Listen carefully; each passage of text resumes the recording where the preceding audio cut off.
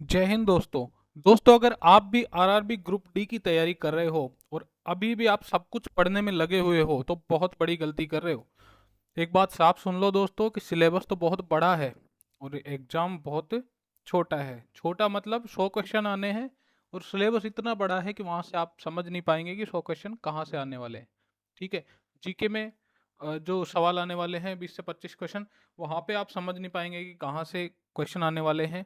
ठीक है, तो आज की इस वीडियो में मैं आपको बताऊंगा कि कौन सा जीके पढ़ना है और कौन सा आपको टॉपिक छोड़ देने हैं। ये वही टॉपिक है जो बार बार एग्जाम में रिपीट होते हैं। वीडियो को आखिर तक देखना, क्योंकि लास्ट में मैं आपको बताऊंगा कि वो टॉपिक जो हर बार एग्जाम में आते हैं लेकिन 90% बच्चे उसको इग्नोर कर देते हैं।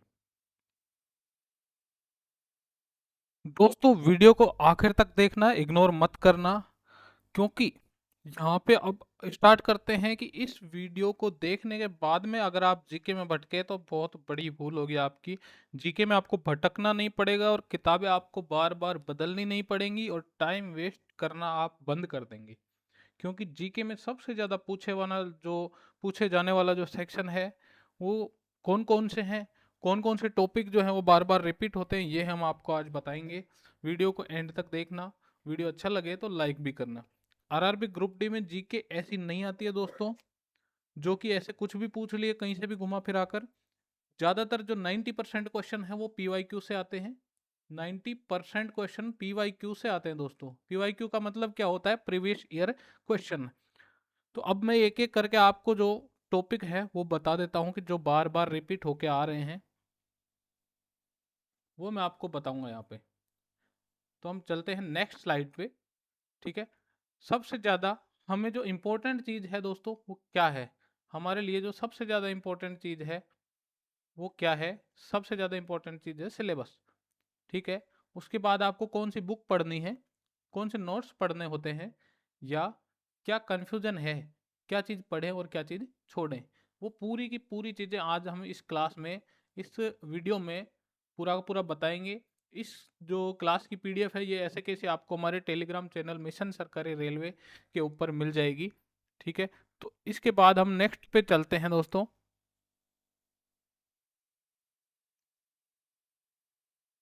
ये देखिए यहाँ पे आप देख सकते हैं कि पहला हमारा जो रहेगा, भारतीय इतिहास में क्या पढ़े और क्या छोड़े।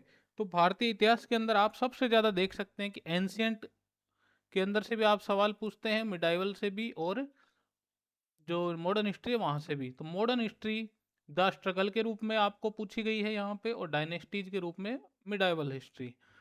तो एंशियंट यानी प्राचीन इतिहास में सिंधु घाटी सभ्यता एक बहुत ही ज़्यादा इम्पोर्टेंट टॉपिक है, इसको पढ़ना ही पड़ेगा।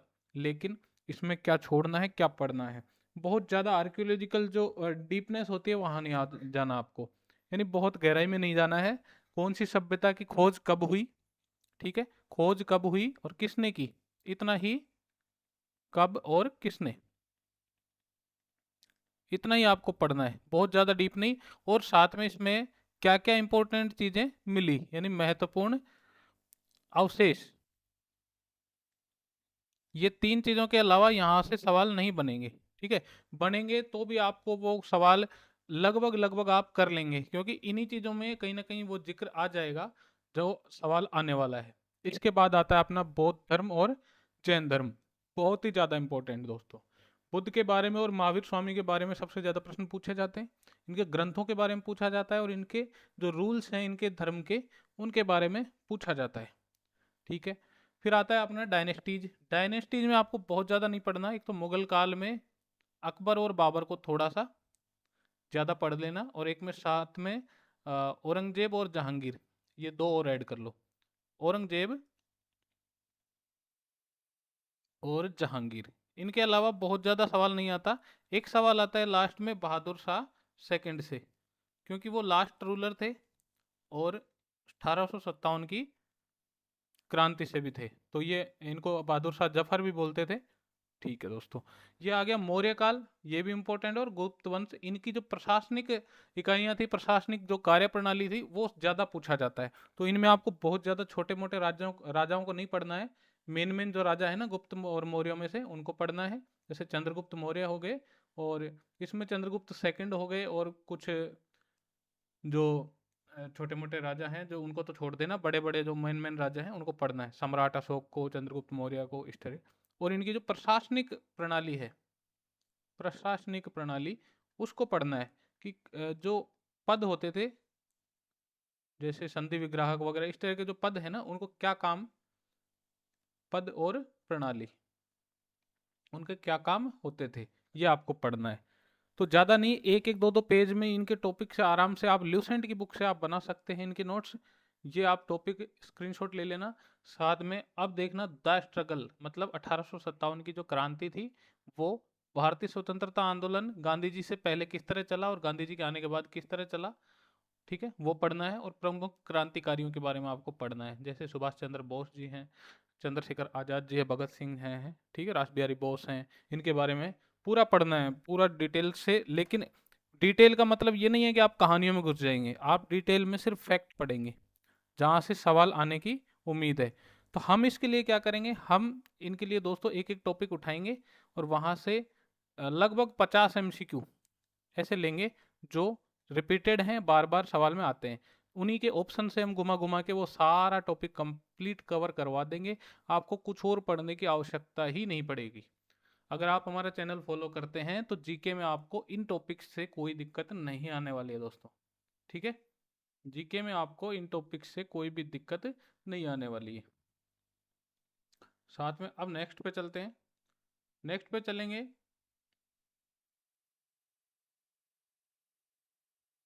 तो अभी इसको रब कर देते हैं कि जो भी अपन ने लिखा है।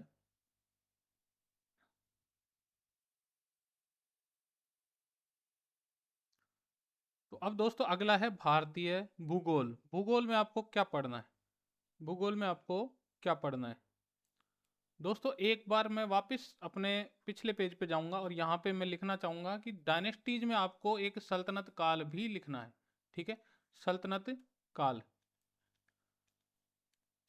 लेकिन सल्तनत काल को कितना पढ़ना है, पहले तो उनकी जो क्रम है ना, ठीक है, जिस तरीके से वो क्रम में आए थे, गुलाम, खिलजी, तुगलक, सैयद और लोधी, ये क्रम याद करना है। कब से कब तक रहे ये याद करना है। और मेन मेन राजा जैसे अलाउद्दीन खिलजी हो गया, मोहम्मद बिन तुगलक हो गया, फिरोज शाह तुगलक हो गया, कुतुबुद्दीन ऐबक हो गया, इल्तुतमिश हो गया, बलबन हो गया, मेन मेन चीज़ें उनकी याद करनी है, दो दो पाँच पाँच चीज़ें सबकी, ठीक है। और छोटे मोटे राजाओं को नहीं देखना है। सैयद और लोधी में बहुत ज़्यादा नहीं पूछता है। सैयद में केवल इसका टाइम पीरियड याद कर लेना, और लोधी में इब्राहिम लोधी को पढ़ लेना। ये दोनों ज़्यादा नहीं पढ़ने हैं।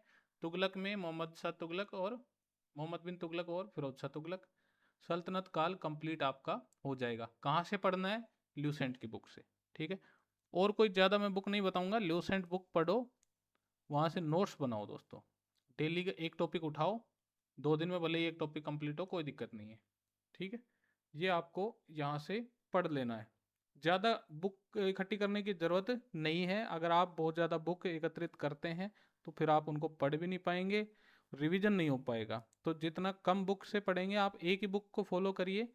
आप अगर और टीचर्स की बुक देखेंगे तो भी वो ल्यूसेंट से ज़्यादा बेहतर नहीं होगी। ल्यूसेंट से ही सब देख के लगभग लगभग बुक्स बनती हैं। तो आप किसी भी टीचर की अगर कोई स्टैटिक जीके की भी आ रही है ना, तो भी उसको ज़्यादा आप महत्व ना दें तो ही ठीक रहेगा। अगला आएगा ज्योग्राफी। ज्योग्राफी से दोस्तों सबसे ज़्यादा स्कोरिंग टॉपिक्स होते हैं, स्कोरिंग रहती है ज्योग्राफी, क्योंकि एक बार आपने समझ लिया तो ज्योग्राफी हो गई काम तमाम, ठीक है। भारत की जो प्रमुख नदियां हैं वहाँ से बहुत ज़्यादा सवाल रिपीट होते हैं। सहायक नदियां हैं इनकी, जैसे गंगा की पूछ ली, यमुना की, गोदावरी की। इनकी मेन जैसे गंगा, यमुना, गोदावरी और यहाँ से ब्रह्मपुत्र, ये दो तीन चार नदियां हैं, इनकी सहायक नदियां ज़्यादा ही पूछता है। फिर नीचे कृष्णा, कावेरी, ये आगे इनकी बहने की दिशा पूछ लेता है, कौन सी नदी किस दिशा में बहती है। अरब सागर की बहने वाली और बंगाल की खाड़ी में जाने वाली दोनों दिशाएं पूछ लेता है, ठीक है। पर्वत, पठार, मैदान, कौन सा पर्वत, भाई कितनी क्या लंबाई है, क्या सबसे ज़्यादा ऊंची चोटी, ऊंची चोटियाँ जरूर पूछता है, चोटियाँ, ठीक है। किस पर्वत की सबसे ज्यादा ऊंची चोटी कौन सी है, वो अपने को ध्यान रखना है। पठार और मैदान, पठार अपने जैसे दक्कन का पठार है, मालवा का पठार है, इनके बारे में कुछ एक है। अपने प्रायद्वीपीय जो हिस्सा है ये पूछता है, और मैदान कौन कौन से, गंगा का मैदान है यहाँ पे, ठीक है। तो ये सारी चीजें पूछता है। भारत की मिट्टियों के बारे में भी पूछता है, बार बार पूछता है। भारत की मिट्टियों के प्रकार पूछता है। कपास किस मिट्टी में उगाया जाता है, या मतलब गन्ना किस मिट्टी में उगाया जाता है। तो ये सारी चीजें आपको जरूर पूछेगा, वह उनके वैज्ञानिक नाम भी पूछ सकता है, ठीक है। और बार बार रिपीट होते हैं प्रश्न, मैं आपको करवाऊंगा तब आपको पता लगेगा। संसाधन और प्रशासन के बारे में अगर बात करें तो फसलें और कृषि। फसलों में आपको ज़्यादातर सवाल मिलते हैं फसलों की किस्में, जैसे माही सुगंधा, माही कंचन, माही धवल, इस तरीके से इनकी जो किस्में हैं उनके बारे में पूछ लेता है। कौन सी फसलें किस एरिया में उगाई जाती हैं भारत में, वो भी आपसे पूछ सकता है। कृषि, कृषि के बारे में, कृषि जलवायु प्रदेश हो गया, यानी कौन सी खेती कहाँ पे की जाती है, कृषि के प्रकार। झूम कृषि से सबसे ज्यादा सवाल आता है। झूम या घुमंतु कृषि जो है ना, सबसे ज्यादा सवाल इसी से पूछे जाते हैं, ठीक है। राष्ट्रीय उद्यान और अभ्यारण्य, ये आपका स्टैटिक का भी टॉपिक है और ज्योग्राफी का भी है। तो राष्ट्रीय उद्यान कब किसको दर्जा मिला, कौन सा राष्ट्रीय उद्यान अभ्यारण्य कहाँ स्थित है, ठीक है। और वो सारी चीजें आपको स्टैटिक के तौर पे याद करनी है, वो तो रटना ही पड़ेगा आपको, ठीक है। खनिज संसाधन की बात करें तो किस राज्य में कौन सा खनिज सबसे ज्यादा पाया जाता है, ये पूछा जाएगा। कौन सा राज्य खनिज संपदा में धनी है, किस राज्य में खनिज संपदाएं कम है, ठीक है। कौन सी जैसे अरावली है तो अरावली है और सतपुड़ा है, ये सब जो है एक श्रेणियां हैं जिनमें खनिज मिलते हैं। राजस्थान है, झारखंड है, इनमें यहाँ पे ज़्यादा से ज़्यादा खनिज पाए जाते हैं। तो इस टॉपिक को आप पे ध्यान देना है। राज्य व राजधानियाँ, ये सबको याद करने हैं। 28 राज्य हैं, 8 यूटी हैं, सभी की राज्य और राजधानियाँ, और साथ में इनके सीएम भी याद करने हैं, क्योंकि आजकल करंट अफेयर में पूछा जाता है सीएम व राज्यपाल, ठीक है। ये आपका एक स्टेटिक का टॉपिक यहाँ पे डाल दिया गया है, ठीक है। ये वैसे ज्योग्राफी का नहीं है, पर ये स्टेटिक का पोर्शन है, ठीक है। ये दोनों टॉपिक स्टेटिक से आएंगे, राष्ट्रीय अभ्यारण्य और राज्य व राजधानियाँ, ठीक है। पढ़नी अपने को सारी है। अगला है आपका भारतीय संविधान व राजनीति। यहाँ से सबसे ज़्यादा प्रश्न आने की संभावना दोस्तों रहती है। क्यों रहती है? क्योंकि भारतीय संविधान में समझने की बातें होती हैं, रटने की बातें नहीं होती। आप जो दैनिक जीवन जीते हैं, आप पे हो सकता है केस भी लगा हुआ हो, आप केस से बरी होना चाहते हैं तो किसका सहारा लेंगे? संविधान का सहारा लेंगे। आप देश में कुछ गलत हो रहा है उसको रोकना चाहते हैं तो किसका सहारा लेंगे? संविधान का। तो संविधान बहुत ज़्यादा इंपॉर्टेंट है किसी भी देश के लिए, और भारत का संविधान तो दुनिया में सबसे बड़ा लिखित संविधान है। तो पढ़ना तो पड़ेगा दोस्तों, लेकिन सब कुछ नहीं पढ़ना है। इम्पोर्टेंट क्या है? संविधान के अनुच्छेद अपने को रटने नहीं है, नहीं रटने, ठीक है। कुछ जो इम्पोर्टेंट है वो मैं करवाऊंगा, उनको ही याद करना है, उनकी भी ट्रिक के साथ करवाऊंगा, ठीक है। तो वो याद हो जाएंगे, रटने नहीं है। मौलिक अधिकार अपने को पढ़ना है। मौलिक अधिकार 12 से 35 में आ गया, भाग 3 में। फिर मौलिक कर्तव्य आ गया 4 में, ठीक है, यानी 51 ए में। राष्ट्रपति और प्रधानमंत्री, इनको पढ़ना है। संसद हो गया, लोकसभा, राज्यसभा, ये दो इसके पार्ट हैं, और राष्ट्रपति। 3 पार्ट होते हैं संसद के, राष्ट्रपति, लोकसभा और राज्यसभा, तीनों को पढ़ना है। राष्ट्रपति से बहुत ज़्यादा क्वेश्चन आते हैं दोस्तों, और संसदीय जो प्रणाली है वहाँ से भी सवाल बहुत रिपीट होते हैं। अगला है पंचायती राज व्यवस्था। सबसे ज़्यादा इम्पोर्टेंट अगर कोई टॉपिक है, सबसे इम्पोर्टेंट अगर कोई टॉपिक है तो यही है बस, पंचायती राज व्यवस्था। अगला है आपातकाल। आपातकाल बहुत छोटा टॉपिक है, बस कब लगा, कितनी बार लगा, वो आपको पढ़ना है, ठीक है। कौन से अनुच्छेद के तहत लगता है वो पढ़ना है। तो ये आपका पॉलिटी का काम खत्म हो गया है यहाँ पे, ठीक है। दूसरा एक आपका एक टॉपिक और है, इसके अलावा एक टॉपिक और है डीपीएसपी। उसको भी आर्टिकल 36 से 51 तक होता है ये, ठीक है। डीपीएसपी भी आपको पढ़ना है, यानी कि राज्य के नीति निदेशक तत्व। उसको भी मत छोड़ना, उसको भी आपको पढ़ना है। बहुत ज़्यादा नहीं है, 1-1.5 पेज के नोट्स बनेंगे, बस उतना ही काफ़ी है। सारे आर्टिकल रटने की जरूरत नहीं है। कितने से कितने आर्टिकल में है ये याद करना है, कौन से भाग में है ये याद करना है, ठीक है। और कुछ एक ऐसे डीपीएसपी हैं जो आपको थोड़े इंपॉर्टेंट हैं, वो याद करने। ठीक है, तो ये अपना पॉलिटी का काम हो गया, रटना नहीं है, अपन आराम से समझ समझ के सारा करेंगे इसको।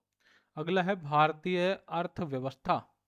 भारतीय अर्थव्यवस्था, इसके अंदर आपको क्या पढ़ना है और क्या छोड़ना है। ठीक है, इसके अंदर आ जाते हैं। तो पंचवर्षीय योजना इसका सबसे इंपॉर्टेंट टॉपिक है, जहां से सवाल हर बार रिपीट होने ही होने हैं।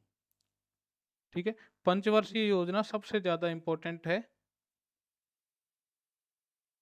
12 पंचवर्षीय योजनाएं हैं, 1951 से लेके 2017 तक के लिए बनाई गई थी, लेकिन चली 2015 तक ही थी। ठीक है, फिर अपना नीति आयोग आ जाता है योजना आयोग की जगह, और ये पंचवर्षीय योजनाएं बनना बंद हो जाती हैं। फिर टारगेटेड काम होना शुरू हो जाता है, जैसे मोदी जी आए, उन्होंने बंद कर दिया इसको। ठीक है, तो पंचवर्षीय योजना सबसे ज़्यादा इंपॉर्टेंट है, वेरी इंपॉर्टेंट टॉपिक। इसकी मैंने वीडियो डाली हुई है, हमारे चैनल पे जाइएगा, पंचवर्षीय योजना की वीडियो है, आप उसमें कंप्लीट एमसीक्यू के तौर पे उसको कंप्लीट कर सकते हैं। और भी वीडियो आने वाली है इस पे। जीडीपी, महंगाई, जीडीपी, महंगाई, महंगाई इसी के अंदर लगभग आ जाएगी टॉपिक, इन्फ्लेशन जो होती है। और जीडीपी, जीडीपी को समझिएगा किस तरीके से जीडीपी, जीएनपी, जीएसडीपी ये सब काउंट होता है। और देश को जीडीपी मतलब जेडी कितनी है देश की फिलहाल, अपन कौन से नंबर पे हैं, ये सारी चीज़ें आपको पढ़नी पड़ेंगी। जीडीपी ग्रोथ रेट से भी सवाल आता है, आरबीआई ने क्या दिया, एसबीआई ने क्या दिया, है ना, फिच रिपोर्ट ने क्या दिया। तो ये जो विदेशी कुछ कंपनियां हैं वो भी, और कुछ आरबीआई, आरबीआई वाला तो पूछता ही पूछता है कि आरबीआई ने हमारा 2000 जैसे 25-26 के लिए क्या अनुमान लगाया कि किस ग्रोथ रेट से अपन ग्रोथ करने वाले हैं। ठीक है, ये तो हो गया इसका। नेक्स्ट अपन चलते हैं बजट से। बजट से सवाल सीधा 1-2 पेज का आपको समरी मिल जाएगी, वहां से आप पढ़ लीजिएगा। ठीक है, इसके अलावा अपन वीडियो भी डाल देंगे बजट से जो इम्पोर्टेंट सवाल आने वाले हैं। तो बजट बहुत इंपॉर्टेंट है। आरबीआई व बैंकिंग किस तरीके से काम करती है, आरबीआई कैसे बनी, कब बनी, कितना इसका कैपिटल था, कितने लोगों ने मिलकर इसको बनाया, प्राइवेट थी या गवर्नमेंट थी, ये सारी चीज़ें आपको बताई जाएंगी विद एमसीक्यू, जो कि पीवाईक्यू के तौर पे आएंगे, कि आया हुआ क्वेश्चन ही आपको पढ़ाया जाएगा और उसके तौर पे आपको डिटेल बताएंगे, ताकि एक्सपेक्टेड क्वेश्चन भी वहीं से सोल्व हो जाएं आपके। अगला है टैक्स सिस्टम यानी कर प्रणाली। टैक्स सिस्टम, दो देश में कितने प्रकार के कर लगते हैं, प्रत्यक्ष और अप्रत्यक्ष, डायरेक्ट टैक्स और इनडायरेक्ट टैक्स। ठीक है, तो डायरेक्ट टैक्स के लिए भी एक विभाग है, और इनडायरेक्ट टैक्स के लिए भी, इनडायरेक्ट टैक्स के लिए भी विभाग है। जैसे अपना जीएसटी है, जीएसटी के लिए भी अपना विभाग विभाग है, जीएसटी विभाग। तो उस वो जीएसटी किस प्रकार लगता है, कैसे काउंट होता है, हर महीने कितना जीएसटी आ रहा है, वो सब चीज़ें आपको एमसीक्यू के तौर पे करवाई जाएंगी विद करंट अफेयर्स। ठीक है, अगला है सरकारी योजनाएं। सबसे ज़्यादा इंपॉर्टेंट टॉपिक अगर कोई है तो पंचवर्षीय योजना और सरकारी योजनाएं। ठीक है, वेरी वेरी वेरी इंपॉर्टेंट, यहाँ से सवाल बनता ही बनता है, एक आध दो। जैसे मध्य प्रदेश में लाडली बहन योजना है, राजस्थान में चिरंजीवी योजना चली थी। तो जो गवर्नमेंट जहाँ पे है ना, उस गवर्नमेंट का सवाल पूछा जाता है। अभी केंद्र में कौन सी है, बीजेपी, बीजेपी ने जो जो योजना चलाई है ना, वो सब एक वीबी राम जी, वीबी जी राम जी करके कोई योजना आई है जो मनरेगा की जगह पे आई है, तो वो आपको पढ़नी पड़ेगी। उसमें क्या क्या मतलब आगे चीजें हैं। ठीक है, सरकारी योजनाएं। और कुछ जो अपने आते हैं जैसे इंडिया और कई जो अभी इंडिया और यूएसए की, जैसे 500 बिलियन डॉलर की, 500 बिलियन डॉलर की एक ट्रेड डील हुई है, उसके बारे में आपको पढ़ना पड़ेगा, उसमें क्या है क्या नहीं है। तो वो करंट अफेयर में आ जाएगा, लेकिन वो आपको पढ़ना जरूर पड़ेगा। फिलहाल इंडिया का सबसे ज़्यादा व्यापारिक जो फायदा है वो अमेरिका से ही आ रहा है, सबसे बड़ा व्यापारिक साझेदार भी अमेरिका ही है। लेकिन आगे उसको डेफिसिट झेलना पड़ सकता है, घाटा झेलना पड़ सकता है, वो किस प्रकार होगा वो सब हम बताएंगे आपको। ठीक है, तो ये हो गया आपका भारतीय अर्थव्यवस्था। इसमें तो इतना ही पढ़ना है, ज़्यादा कुछ नहीं पढ़ना है। ठीक है दोस्तों, नेक्स्ट चलते हैं सामान्य विज्ञान। सामान्य विज्ञान एक बहुत वास्ट और बड़ा टॉपिक है। अगर यहाँ से अपन बात कर लें कि ज़्यादातर लोग कहते हैं कि भाई गति के नियम है, और ये जो मतलब 3-4 टॉपिक ही क्यों रखे आपने? तो बहुत ज़्यादा टॉपिक पढ़ने का कोई फ़ायदा नहीं है। गति के नियम 3 हैं, तीनों पढ़ने हैं आपको। ठीक है, उनके न्यूमेरिकल्स जो आपको F बराबर ma वगैरह दे रखे हैं वो छोटे मोटा ही है, वो ध्यान रखना है। ठीक है। दूसरा, ध्वनि पढ़ना है आपको। ध्वनि की गति किस में ज़्यादा होती है, किस में कम होती है, तरंग की आवर्ती, तरंग दैर्घ्य, ये सब बहुत ज़्यादा बड़ा टॉपिक नहीं है। प्रकाश है तो इसमें प्रकाश के अंदर आपको अपवर्तन, परावर्तन, ध्रुवण, ये सब जो है टॉपिक इसी के अंदर आ जाएंगे। ठीक है, ये हो गया इसका। इसके अलावा कार्य, ऊर्जा और शक्ति। कार्य, ऊर्जा, शक्ति एक 3 टॉपिक से बना हुआ टॉपिक है, तो इसको जरूर पढ़ना। आपस में संबंध भी इनको देखना है, इनकी इकाइयां भी देखनी है। ठीक है। इसके अंदर एक चीज और, कि विमा, विमा तो पूछी नहीं जाती लेकिन इकाई पूछी जाती है। इकाइयां, इकाइयां जरूर पढ़नी है। जैसे कि यूनिट्स होती है ना, यूनिट, जैसे बल की इकाई क्या है, मात्रक बोल सकते हैं उसको, वो जरूर पढ़ना है इसके अंदर। तो ये 5 टॉपिक इसके हो गए। बल, बल और पढ़ना है साथ में इसमें। एक टॉपिक बल भी पढ़ना है, जिसमें गुरुत्वाकर्षण बल भी है, गतिक सॉरी घर्षण बल भी है, सारी तरीके के। ऊर्जा में गतिज ऊर्जा, स्थितिज ऊर्जा, इस प्रकार सारे आ जाएंगे। रसायन विज्ञान है, तो रसायन विज्ञान में तत्व और यौगिक पढ़ने हैं। ठीक है, परमाणु, तत्व व यौगिक। और जो अपनी आवर्त सारणी है उसको भी ध्यान रखना। अगला टॉपिक यहाँ जोड़ लो, आवर्त सारणी।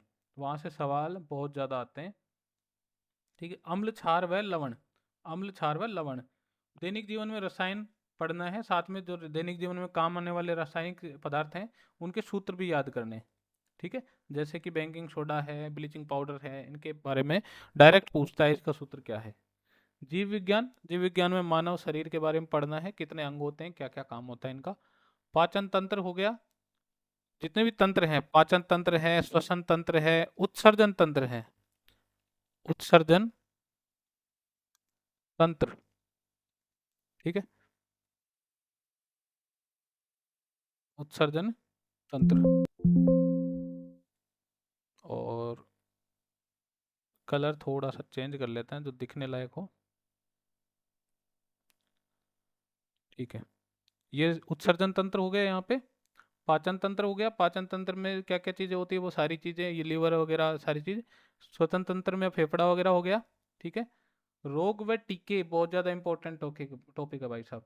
रोग और इनके कौन कौन से टीके हैं, कौन कौन से कारण हैं, वो सब पढ़ना है। प्रोटोजोआ से मलेरिया, सॉरी मलेरिया जैसे प्रोटोजोआ से होता है, इस तरीके से रोग किस किस से जनित होते हैं, जैसे बैक्टीरिया से, वायरस से, प्रोटोजोआ से, कौन से रोग किससे पैदा होते हैं वो। पौधों के भाग जैसे स्त्री केसर, पुंकेसर, ये सब जो है पौधों के नॉर्मल जो डिटेल्स होती है वो आपको पढ़नी है। तो बहुत ज़्यादा गहराई में नहीं जाना है, बहुत ज़्यादा कुछ अलग से नहीं पढ़ना है। जीव विज्ञान में इतना पढ़ लीजिए, बहुत है। एक टॉपिक है कोशिका। ठीक है, एक टॉपिक है कोशिका, वो यहाँ पे ऐड नहीं है तो वो आप ऐड कर लीजिएगा। कोशिका आपको जरूर ही पढ़नी है। कोशिका आपको जरूर जरूर जरूर पढ़नी है, वहां से आपको सवाल जरूर मिलेंगे। ठीक है, तो ये हम आपको खुद करवाएंगे, इसमें एक एक टॉपिक से पीवाईक्यू उठाएंगे और पूरा डिटेल से करवाएंगे।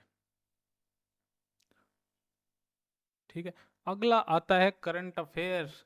अब ग्रुप डी के अंदर 20 के 20 क्वेश्चन करंट अफेयर देने लग गए आजकल। ठीक है भाई, पूरी जीके आपने पढ़ी, ये टॉपिक पढ़ लिए, ठीक है, बहुत ज़्यादा आपको टाइम भी नहीं लगेगा, लेकिन 20 क्वेश्चन करंट अफेयर के भी देने लग गए। पूरी की पूरी मैंने सुना है जीके ही करंट अफेयर में आने लग गई।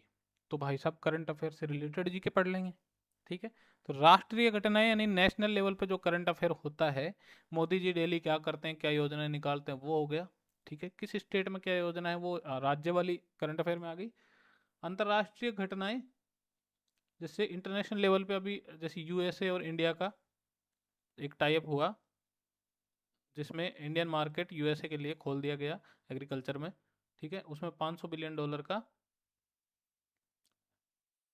इन्वेस्टमेंट, यूएसए यहाँ पे इन्वेस्टमेंट, क्या मतलब सामान यहाँ पे बेचने आएगा। ठीक है, वो आपको पढ़ना जरूरी है। खेल और पुरस्कार सबसे इंपॉर्टेंट टॉपिक है, very very very important topic, खेल और पुरस्कार। ठीक है दोस्तों, ये यहाँ पे कलर चेंज कर लेते हैं। वेरी इंपॉर्टेंट टॉपिक है खेल और पुरस्कार। क्यों है? क्योंकि यहाँ से विंबलडन और ये जो अपने ग्रैंड स्लैम होते हैं। ठीक है, ग्रैंड स्लैम टेनिस में ये पूछे जाते हैं। शतरंज का कोई ग्रैंड मास्टर होगा नया, वो पूछा जाएगा। फिर अपना क्रिकेट तो सबसे ज़्यादा इंपॉर्टेंट पूछा जाता है। क्रिकेट में भी आईपीएल और वर्ल्ड कप, इनको नहीं छोड़ना है, इनसे सवाल जरूर आता है दोस्तों। किस टीम का कौन कप्तान है, ठीक है, किस टीम ने कब कब वर्ल्ड कप वो आईपीएल जीता है, पूरा पूरा ध्यान रखना है। इंडिया ने कब कब वर्ल्ड कप जीते हैं, पूरा का पूरा ध्यान रखना है। कौन कब कप्तान रहा था, महत्वपूर्ण दिवस, इसको अगर आप याद कर पाओ तो ठीक है, लेकिन 10-20 ऐसे डेज होते हैं जो इम्पोर्टेंट हैं, वो हम आपको लिखवा देंगे, वो आप याद कर लीजिएगा। बहुत ज़्यादा रटने की ज़रूरत नहीं है। साथ में इनकी थीम भी याद करनी पड़ेगी, जैसे पर्यावरण दिवस हो गया, शिक्षक दिवस हो गया ना, इनकी थीम याद करनी पड़ेगी। और नई सरकारी योजनाएं, जैसे पुरानी चल रही है मनरेगा, ठीक है, वो तो पढ़नी है, वो तो उसमें आ गई आर्थिक में। लेकिन नई सरकारी योजनाएं जैसे बीबी जी राम जी अभी चली है, ठीक है, और भी जो 2024 25 26 तक, यानी 2025 और 26 में चलने वाली जो योजनाएं हैं करंट अफेयर में, वो पढ़नी पड़ेंगी जो हाल ही में चलाई गई है, ठीक है। या किसी योजना का अभी 5 वर्ष पूरे हो गए या 10 वर्ष पूरे हो गए, फिर उनकी वो वर्षगांठ मनाई जा रही है, या कुछ नया उसमें ऐड किया जा रहा है, वो सब हमें इसमें पढ़ना पड़ेगा। अगला और लास्ट यहाँ पे अपना आता है स्टैटिक। स्टैटिक जीके की बात कर लें तो राष्ट्रीय प्रतीक याद करने हैं। जिस राष्ट्रीय प्रतीक में अपना झंडे के अंदर आता है भाई, अशोक चक्र हो गया, ये कहाँ से लिया गया, और ये जो कुबेर की ये जो मूर्ति है ये कहाँ से ली गई, अशोक स्तंभ से ली गई, ठीक है। और नृत्य, नृत्य बहुत ज़्यादा इंपॉर्टेंट टॉपिक है, ठीक है। कौन सा नृत्य किस राज्य में किया जाता है, जैसे लंबाड़ी नृत्य कहाँ किया जाता है, ये पूछा जाता है, कहाँ पे, तेलंगाना में, ठीक है। इस तरीके से घूमर नृत्य कहाँ पे किया जाता है, घूमर ये हो गया राजस्थान में। तो इस तरह के जो टॉपिक होंगे वो सारे स्टैटिक में आएंगे, जो सिर्फ आपको रटना है। तो इसको आप याद सीधा नहीं कर पाए तो हम आपको ट्रिक से करवाएंगे, बाकायदा पीडीएफ देंगे, तो आपको एग्जाम में बहुत फायदा होने वाला है। और ये 1 से 1.5 महीने के टॉपिक हैं सारे, 1 से 2 महीने के, मान लो आप 1 से 2 महीने के सारे टॉपिक हो जाएंगे, और आपके बहुत अच्छे मार्क्स यहाँ पे आने वाले हैं, ठीक है। दोस्त मैं ये क्यों बता रहा हूँ, क्योंकि मैं खुद एक रेलवे कर्मचारी हूँ, ठीक है। मुझे तीसरा साल चल रहा है रेलवे में नौकरी करते हुए, और मैं हर पेपर को यहाँ देखता हूँ कि कैसे कैसे क्वेश्चन आ रहे हैं हर बार, ठीक है। तो अगला आ गया लोक कला। लोक कला, लोक कला के अंदर जो बहुत सारे करतब होते हैं, कलाएं होती हैं, जो आपको यहाँ पे देखना है। स्थापत्य कला में भी इसमें आ जाएगी स्थापत्य कला, जैसे राजस्थान में, सॉरी इंडिया के अंदर कितने किले हैं, क्या है, दुर्ग हैं, और सब है ना, वो थोड़ा बहुत आपको मेन मेन चीज़ पढ़ना है। इसमें लोक कला में ख्याल हो गया, नाटक हो गया, ये सब आते हैं। भाषाएं, भाषाएं इंपॉर्टेंट हैं, किस राज्य में कौन सी भाषा बोली जा रही है वो भी याद रखना है, ठीक है।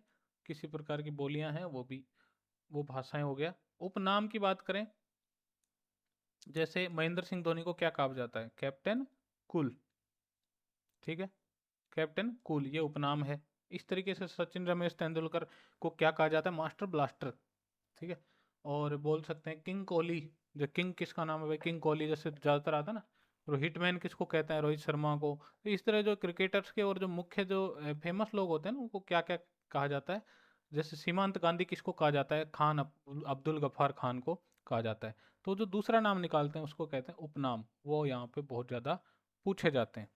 कैप्टन कूल तो कई बार पूछा गया है महेंद्र सिंह धोनी का।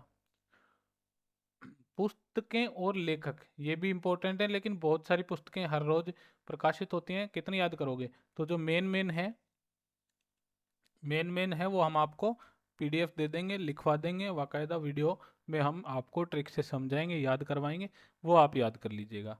तो ये अपनी टोटल अपने 7 टॉपिक थे जहाँ पे अपन मेहनत करेंगे। दोस्तों आप मेरे साथ मेहनत कीजिएगा, मैं आपके साथ मेहनत करूंगा, और हमारी दोनों की यानी हम सब की मिलकर मेहनत रंग लाएगी। और इस बार 2026 का जो ग्रुप डी है वो हम अपने नाम करेंगे, बाकायदा एक पोस्ट आपके नाम होगी। रेलवे सिग्नल दिख रहा है ना, तो ये ग्रीन रहना चाहिए आपके लिए, रेड नहीं होना चाहिए। ये हमेशा आपके लिए ग्रीन रहना चाहिए कि आइए रेलवे के द्वार आपके लिए खुले हैं। रेलवे की नौकरी है, बहुत अच्छी है, पैसा भी ठीक मिलता है। 35 से 40 हज़ार, 35 से 40 हज़ार आपकी सैलरी रहेगी। तो एक कम सैलरी नहीं होती है दोस्तों, काफ़ी सैलरी होती है, बेरोजगार से तो बहुत अच्छा है। तो वीडियो अगर अच्छी लगी हो, काम की लगी हो, तो लाइक तो करना ही करना है आपको, ठीक है। और नहीं भी लगी हो तो डिसलाइक कर देना मेरे भाई, है ना। कमेंट जरूर करना। और जो बच्चा सीरियस है वो आरआरबी ग्रुप डी 2026 ये कमेंट करेगा लिख के, ठीक है। ताकि मैं समझूंगा कि ये बच्चे सीरियस हैं और हमसे कनेक्टेड भी हैं। ये कमेंट आपको करना है अगर आप सीरियस हैं तो। और वीडियो अगर आपको अच्छी लगी है, आपके दोस्त की भी अगर आपकी से मदद हो सकती है, या कोई गरीब बच्चा है जो कोर्स नहीं खरीद सकता, उसके लिए आप भेजना चाहते हैं, तो शेयर भी कर दें। तो जय हिंद दोस्तों, ज़्यादा अपन बात नहीं करेंगे, वीडियो को एंड करते हैं। Thank you so much.